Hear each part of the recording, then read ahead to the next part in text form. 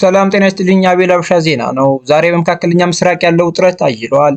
ፕሬዝዳንት ዶናልድ ትራምፕ የአሜሪካ ጦር በሆርሙዝ ወሽመጥ ላይ የነበሩ 7 የኢራን ፈጣን ጀልባዎች ላይ በሄሊኮፕተር የታገዘ ጥቃት መፈጸሙንና መደምሰሳቸውን በይፋ አስታውቀዋል። በሌላ በኩል የኢራን ከፍተኛ ተደራዳሪና የፓርላማ አፈ ጉባኤ ጋሊባፍ አሜሪካ የተኩስ አቁም ስምምነቱን ጥሳለች ሲሉ ከሰዋል። የኢራን የኒውክሌር ተቋማት ላይ ደረሰ የተባለው ጥቃትና የደቡብ ኮሪያው መርከብ መመታትም ቀጠናውን ይበልጥ አግለውታል። ጦርነቱ ወዴት እያመራ ነው? ዝርዝሩን አሁን ይዘን ቀርበናል። አብራችን ቆዩ።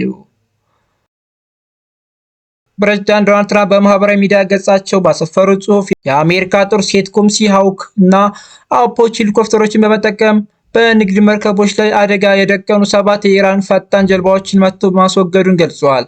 የትራምፕ አክለውም ኢራን በደቡብ ኮሪያ የጭነት መርከብ ላይ ጥቃት መፈጸሟን በመጥቀስ ደቡብ ኮሪያም የአሜሪካን ዘመቻ እንድትቀላቀል ጥሪ አቅርበዋል።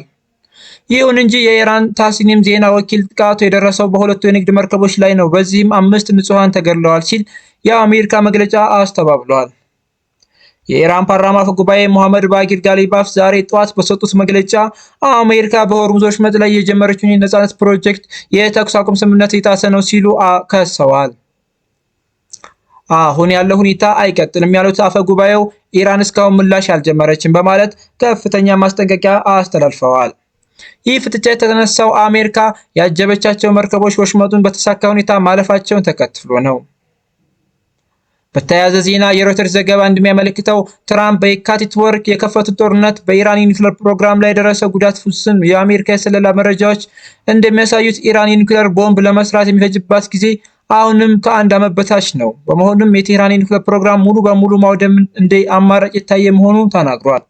በተለይም በኢስፋሃን የምድር ስር ይገኛል ተብሎ የሚታሰበው የበለጸገ ዩራኒየም የአሜሪካና እስራኤል ቀጣዩ ኢላማ ሊሆን እንደሚችል ተገምቷል።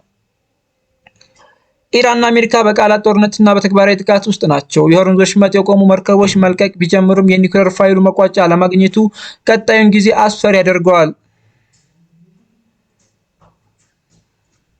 አቤል አብሻ ዜና ሰዓት በሰዓት መረጃዎችን ማድረስን ይቀጥላል። ለቻናላችን አዲስ የሆናችሁ ሰብስክራይብ ማድረግና የደወል ምልክቷን በመጫን ቤተሰብ ሁኑ። ቪዲዮውን ላይክ እና ሼር ማድረጋችሁን አትርሱ። አቤል አብሻ ዜና ነበር። ሰላም።